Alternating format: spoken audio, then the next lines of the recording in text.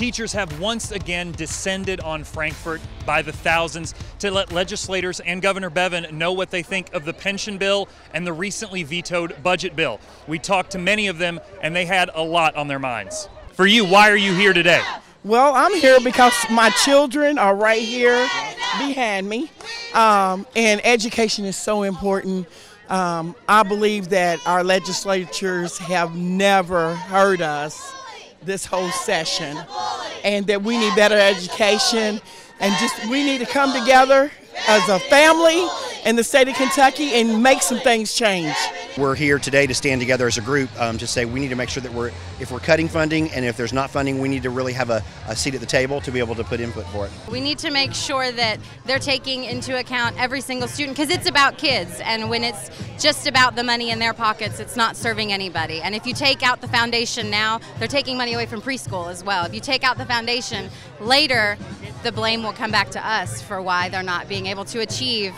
We're not asking for a major raise or anything. We're asking for what we've already put into, and it's not fair. I mean, it's not fair at all. Even in Oklahoma and in other states, I think people were focusing on them wanting raises and us wanting our pensions, and this at this point is not about that. This is about educational funding and the shortchanging of the kids and shortchanging of the teachers.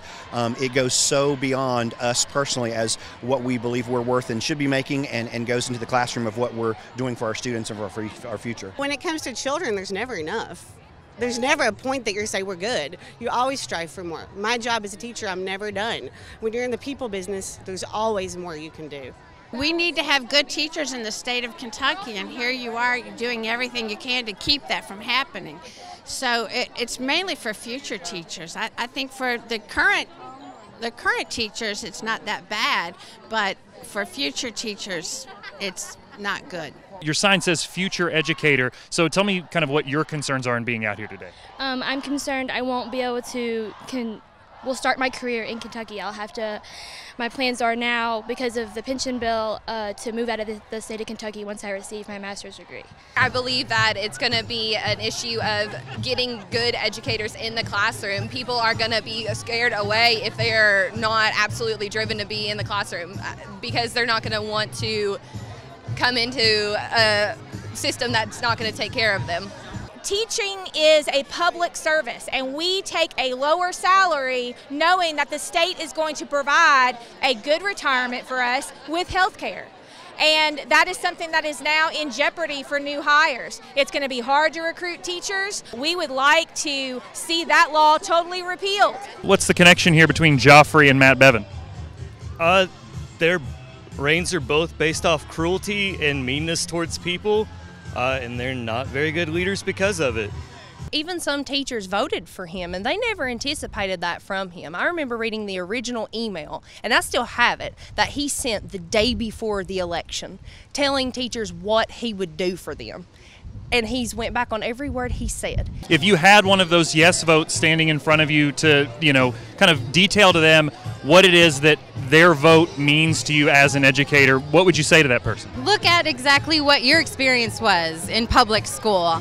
Those achievements and those resources and those teachers helped you get to these pedestals. So why take it away from children who could potentially achieve what you have achieved?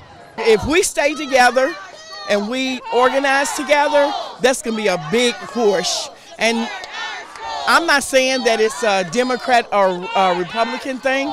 It is a people's thing. So I'm not blaming one party or the other, but we have got to come together as a people and go back and reach back for the least of these.